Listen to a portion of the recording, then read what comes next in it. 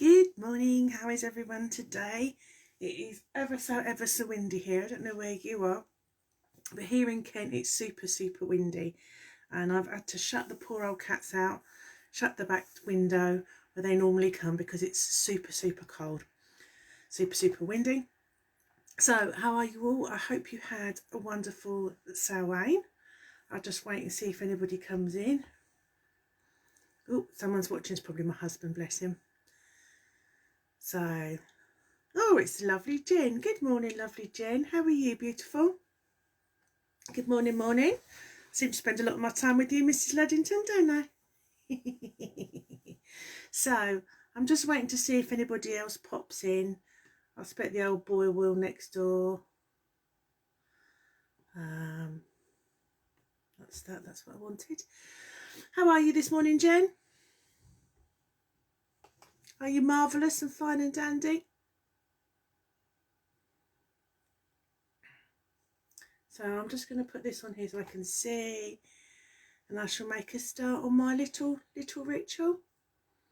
I'm just loading everything up.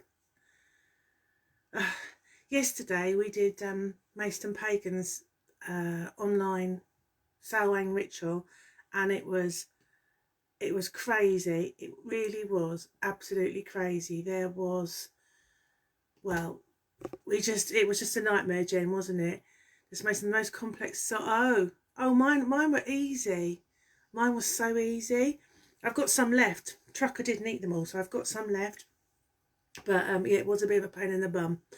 But anyway, so that's me biffling on. Why am I biffling on there? Oh, there was two of me. One is quite enough. Regularly freezing the dough. My goodness, what sort of recipe was that, Jen? That sounds horrendous. Absolutely horrendous. Anyway, so yesterday, of course, was made the ancestors giggle. I think you might be right. I think they are probably having a right giraffe. Mine were ridiculously simple. So yeah, mine really were simple. So anyway, so yesterday, of course, was Samhain, or All Hallows Eve. If there's All Hallows Eve, then there's got to be an All Hallows Day. Well, today is All Hallows Day, and that is also known as All Saints Day in the Christian calendar. And tomorrow is All Souls Day. So they're quite, they mean what they say, really. It's vegan, so it's, who knows. Yeah, mine's got flora in it. I use flora, not butter, so mine would be vegan, actually, I think. Oh no, there's egg in mine. Anyway, so obviously Samhain is a time of the ancestors, and All Saints Day is today, the 1st of November.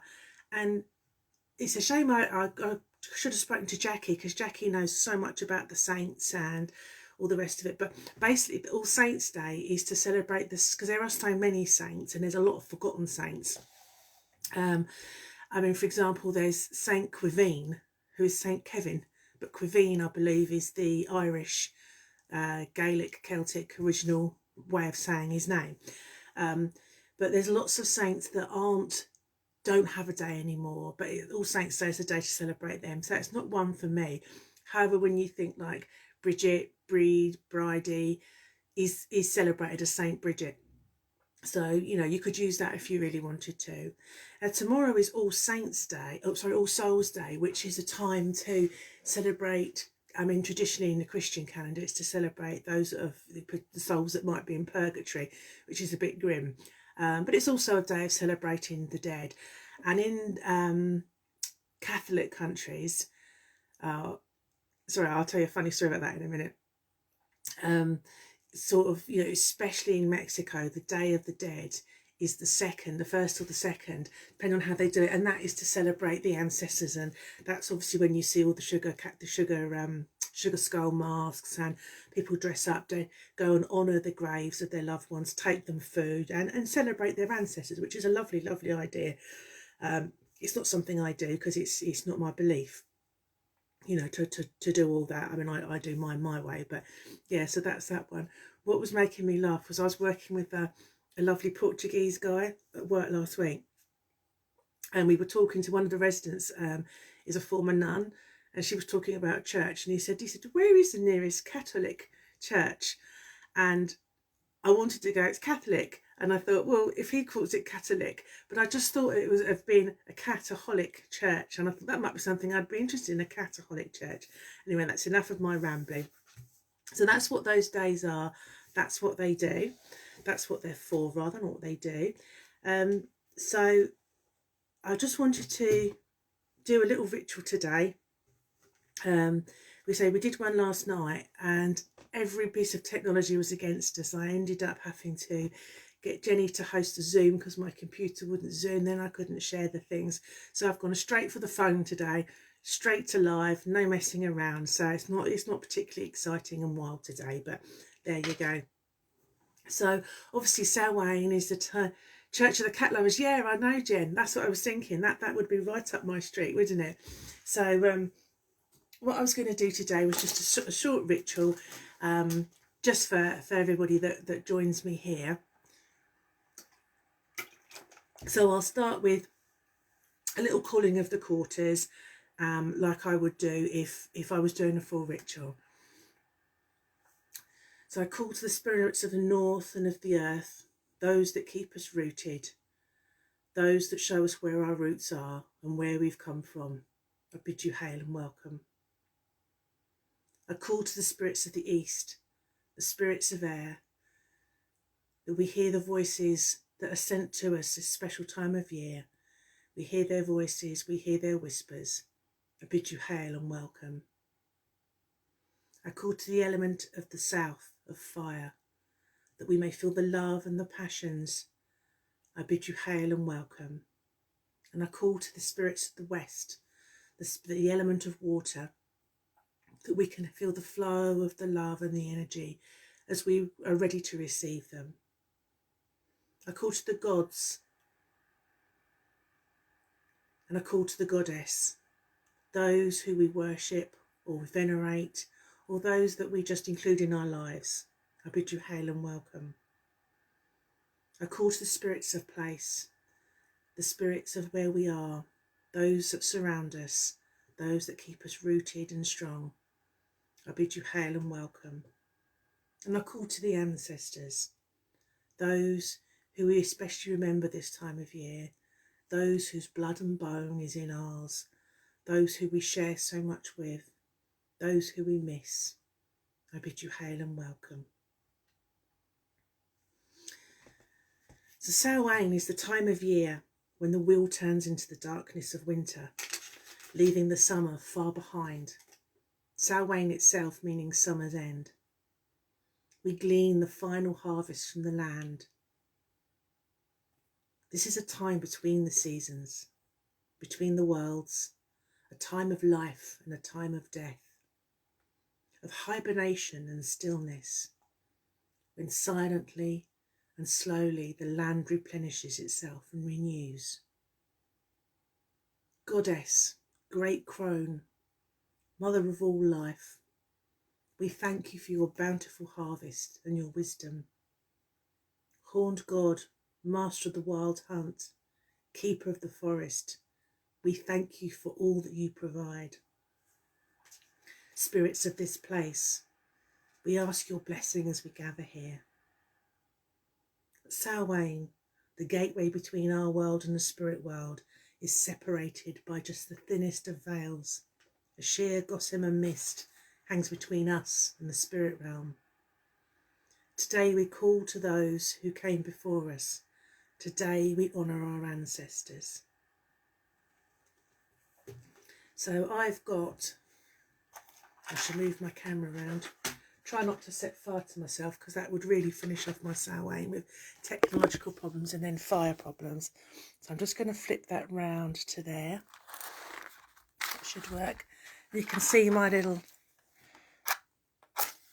So let me light my little cauldron. Doesn't want to light. I'm going to set fire to myself, aren't I?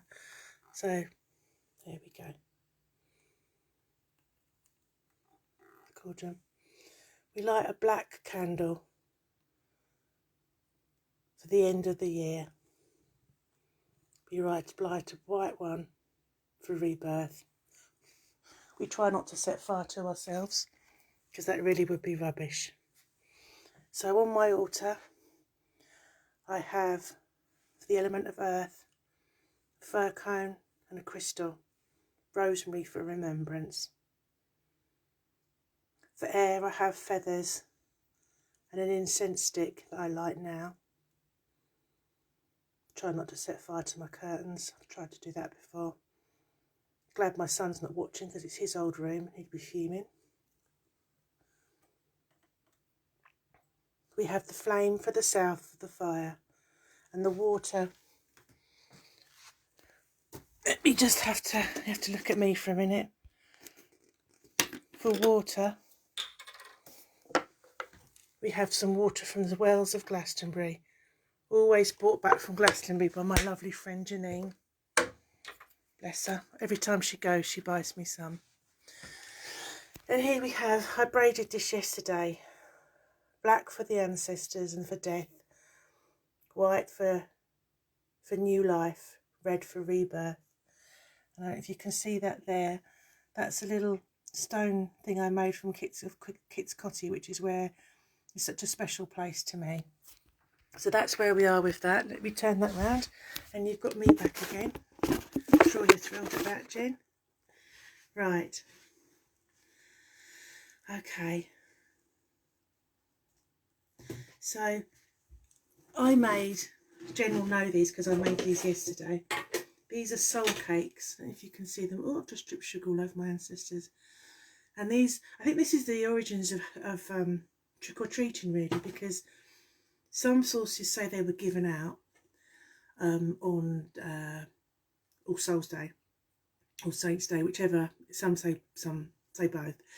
That they were given out, or people would go around and collect these. So I think that's possibly the origin of getting sweeties and things like that on Halloween. So that's possibly where that came from. A lot of people think it's an Americanism, and actually it's these were baked and given out as remembrance and to bless people. So it is possibly a root here. So obviously I'm going to give these as an offering to my ancestors. It's a really simple recipe, not as dangerous and difficult as Jenny's ones. So I'm going to drink to my ancestors. So, and this is my lovely glass my husband bought me. It says, honour the goddess within. So may you never thirst. I'm really trying not to set fire to myself, Jim. And with my soul cakes, which my husband keeps eating, may you never hunger.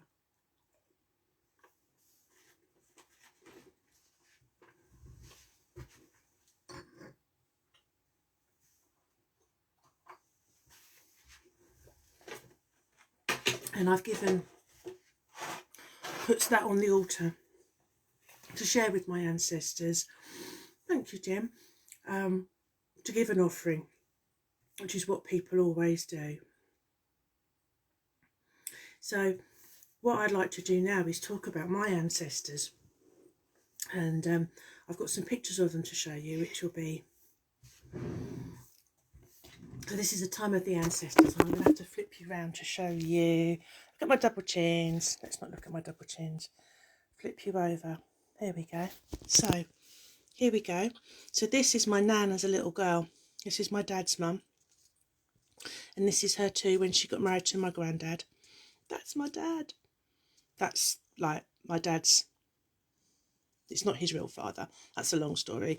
It's quite difficult actually, because he's somebody that nobody thinks is particularly pleasant, and to have that as an ancestor is something I'll come back to. So then you've got here, that's better, I can see better there. So that's my nan. This was in the 50s. And that's her mum, so that's my great nan. And that's her dad. And then these are my great aunts and my great uncle. Then this is my dad. He's such a dude, my dad. And that's his mum, again. And that's his aunt, who my lovely, lovely auntie. She's not with us anymore either. And that's my cousin Kevin, who passed away a few years ago, very sadly. And again, here's another one of my nan and her mum having a lovely day out on the beach. So that's some photos of my dad's side of the family. And then here we have, let's start there. This is my mum. She wasn't very old. They're at the beach on holiday, and look, my nan and granddad are wearing their suits. They're all dressed up for a day at the beach. So this was their wedding. So that's my nan and my granddad, obviously. That's my nan's mum, and that's my nan's dad. And this is probably one of my favourite photos ever. This is my nan as a little girl. And then this is my nana and her mum, so these two. And that's one of my mum's cousins. The nanny wasn't married then. And then this is, so that's my granddad there. And that's his brothers and sister. And his dad and his mum. And obviously the family dog. And this is her. This is my great-granddad. So this is my great-granddad, William. So that's my lovely family, and they are such lovely, lovely characters. Like I said, it's really difficult, I think, when you've got a family member like my dad's real father. He was married to my grandmother, and then, long story, he left, and Dad, who is 78, last time he saw him, he was 2. And we're now in touch with Dad's half-brothers from later on, much younger half-brothers. And even they don't, you know, the half uncle I'm in touch with quite a lot, whose birthday was Halloween actually. He hasn't got anything good to say about him. And that's really hard, because everybody else in my family, everybody just loves, you know, we're just really close. So I think, oh, the light's not good there, sorry. It's really difficult when you've got somebody who you want to honour, you want to respect, but you can't find anything to do. And the only thing I did do is so he doesn't tend to feature in my things, although my dad does look like him and I look like my dad, so there must be something there somewhere. And obviously he must have had his good points. When it comes to Armistice Day, I put a picture up of all my 3 grandfathers, because whatever else he was in the RAF, and he did fight for his country, and he did stay in the RAF. So yeah, so I think if you're trying to find something difficult to be thankful for, and then obviously I need to be thankful for the fact that if he hadn't existed and he hadn't married my nan, my wonderful, wonderful father wouldn't be here, and neither would I. So anyway, so I'm just going to put my ancestors on my little altar. Try not to set fire to them. And Nan, please don't set fire to the place. I'll put you down there, Nanny. You go that side, my darling. They're such beautiful people, like my nans, though. They really were. So, and I think it's worth noting that sometimes the people you know, they're not always the easiest of people. I think that's probably the best way to say it. So, spirits of the ancestors, we call to you. We welcome you to join our circle. We know you watch over us, protect us and guide us. Today we honour you, we remember you, and we thank you. So I wrote a little poem. This is, some of you might have heard it before. I wrote this for a ceremony, for a ritual we did a couple of years ago. So this is called In My Blood. Double helix eternally twisting through countless millennia of time. Ancient memories and forgotten knowledge are carried through my mother line. Whispered voices tell their story in turn of phrase or smiling quirk. Through skin and bone, through blood and sinew, ghosts of ancestors lovingly lurk. In half-remembered gifts and talents, their quiet present gently shows. Nana's hands for craft and drawing, my taller nanny's height and nose. Their quiet reassurance, their love and comfort, through my familiar veins they flood. So close right now, I see and feel them. Unafraid and joyful, they are in my blood. So that's something I wrote that makes me think of my wonderful, particularly my grandmothers, are very close to both my nans. Wonderful women they were. And picked up quite a lot from them. Like I said, my mum's quite arty, and I can draw reasonably well, and so can my uncle. Yeah, it skipped my mum. It's just a family joke. You don't, if you play Pictionary, you don't ever want to be in my mum's team. You really, really don't. It's a complete guessing game then. And my other nan and her sister, so my dad's mum and his sisters were all bakers, makers, cooks, sewing, you name it, whatever they turned their hand to. I mean, and my other nan could cook. She just wasn't a wild. She didn't mind doing it, but she wasn't particularly enjoy it. So that's something that's come down to me, and I do wonder if that is a need from their time. So they would have been born from 1911 up to 1913 and 1917. My grandmothers were born, and the youngest of the sisters was born 1926. So I do wonder if that was a need of their time to be able to do these things. And also if then the generation that followed rejected those homemaking skills an extent, and it's something that and actually, I mean, those sort of skills weren't valued at school as a teenager, so in the 80s. So, but they are valued now. Every time you look on, it's craft and it's making. So, and it's not about, I suppose that was a feminist thing, but it's also now, I guess, it's a thing of going back to your roots and making beautiful things, and not this mass production of everyone wearing the same thing. So I'd just like to close with a little prayer. And now my computer's going to freeze, isn't it? This is what happened yesterday. Oh, here we go, hang on. So this is an ancestor prayer. So I'm going to do an ancestor prayer, and then I shall just close my little circle down. And this is from Magical Druid by Reverend Michael Doughter. Good name for a reverend. When you were born, the earth became your body, the stone became your bone, the sea became your blood, the sun became your eye, the moon became your mind, the wind became your breath. When you passed to the other world, your breath became the wind, your mind became the moon, your eye became the sun, your blood became the sea, your bone became the stone, and your body became the earth. When we were born, you did the same for me. You called forth the earth and rocks. The sea arose and the sun descended. The moon shone down and the winds sang. For those who come after, we shall do the same for you did for us. When we are gone, we shall do as you did before. Ancestors, we honour you. So I'm just going to close my circle down. Ancestors,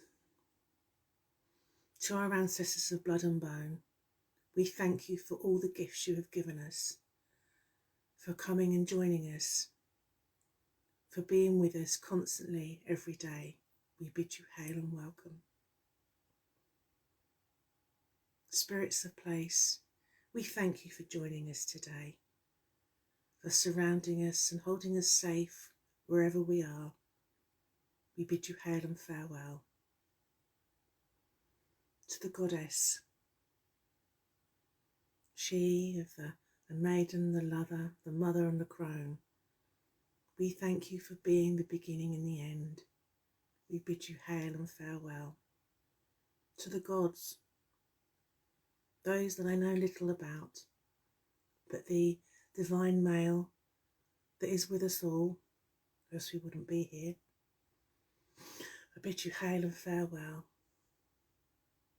To the element of water in the west, for the flow, the life force through our bodies, through our lives, we thank you for being with us today. We bid you hail and farewell.